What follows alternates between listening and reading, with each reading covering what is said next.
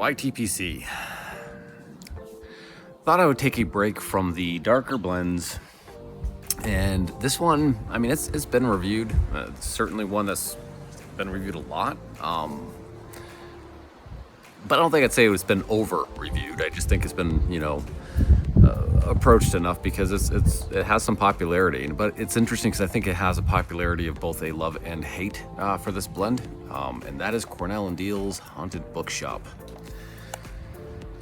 Everybody, of course, remembers, most of us remember that are in this community, Matches 860. This was a all-time fave of his, for those who do not know. I think most of us know. But it's a unique blend, and I enjoy it. I enjoy it on occasions, and it's got to be the right occasion. It's not something I regularly will sip. It's something that I might sip maybe 5 or 6 times a month, give or take. But anyway, so I have it. It's packed in the bowl. I'm gonna light it up, and we'll talk about it.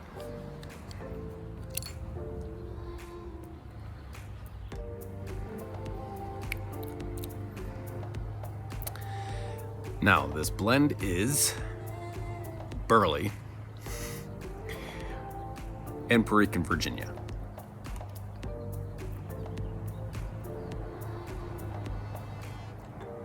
So on our initial light, let's just get the elephant out of the room. Yes, this is Burley predominant. I mean, the dominant flavor that you are going to have in this blend, the base of it is Burley. So, brings us to the elephant.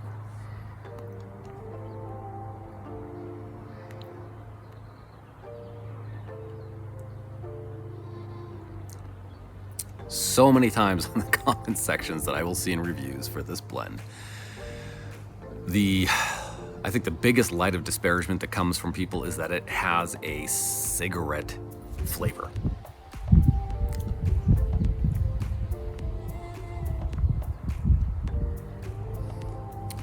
Obviously, mostly coming from the Burley. Now, here's the thing, and again, always with my reviews, it's just my opinion, right? But for me, I don't know. I feel as though when I first light this, like I just packed the bowl and I just light this.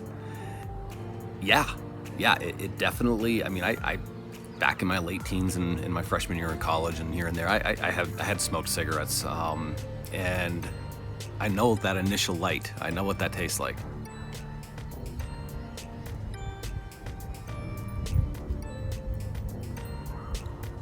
And when you first light this, I mean, it's already gone for me. It is already gone. That profile, when I first am lighting it, like when the flame's touching the tobacco for the first time, I get that. My cigarette of choice was Camel.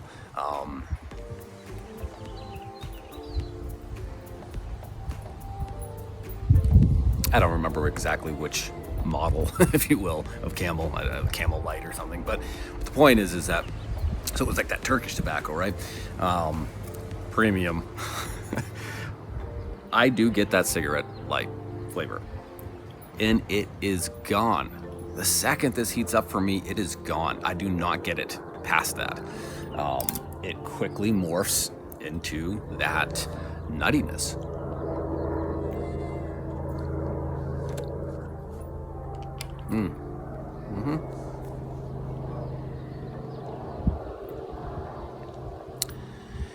And I'm guessing from the Virginia, it's a sweet, almost buttery kind of a nut. For anybody who has ventured into the almond butter, it's been in my house. I have had it.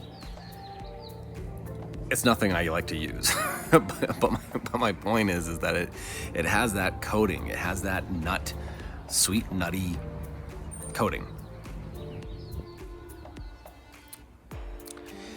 And I will say that I personally do not have any of that residual, quote unquote, cigarette flavor after that light.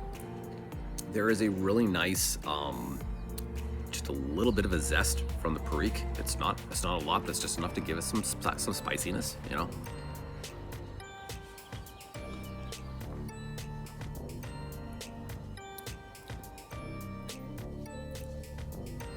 yeah, I mean, that's really all I can say. It's by no means a complex blend. Anybody who has had this, I think, would certainly agree this is not something where you're going to be contemplatively sipping this and pulling out all these nuances. Like it is a earthy, buttery, nutty kind of a flavor, with a little bit of a zest from the Perique, and that's it.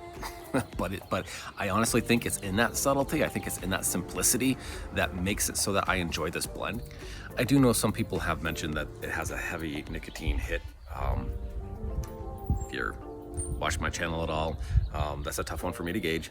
I don't usually, I mean, this is morning, this is 10 a.m. And as usual, nothing but coffee. So I can sip this and not have a nicotine issue. I don't turn green. Be cautious of that when you're sipping this.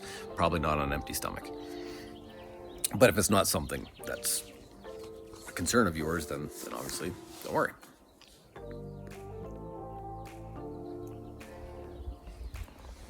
And with that said, it does go great with a cup of coffee.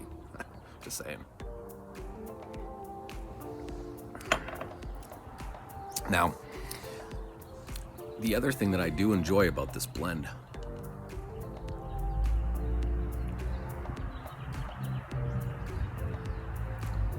is how pleasurable the retrohale is on this, especially where it does contain Perique, right? It is one of those blends where the true flavor, for me, the true flavor of this comes with that combination of mouth texture and taste, as well as the retrohale gives you that complete experience. And I almost feel as though if I were to just sip this,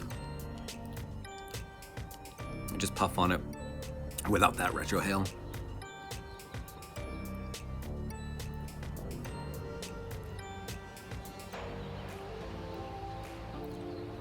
half the flavor, easily half the flavor, without that retrohale. It gives it the spice. It gives it that condiment that it needs to boost the flavor up, so that it's just not a bold blend, but lacking flavor. And I think that's a bit of it. I think that's a bit of the play for people who do not enjoy this blend. I think a piece of that is coming from not enjoying that subtle retrohale combination. But again, this is just my thoughts. Obviously, if you don't like burley, you probably won't like this blend. But yeah, I mean, that's it. That's Haunted Bookshop. It's good. I enjoy it. It's basic. It is usually pretty available. I have noticed on some of the online outlets that there are times where the availability will ebb and flow, especially regarding like this specific one that I enjoy is the coarse cut, but it does come in different forms, and so I have seen sometimes the coarse cut will be sold out for some of the providers that I use, but more or less this is something that you're going to be able to find. It's not like a limited supply, and I don't think it's going to go anywhere anytime soon. I hope not.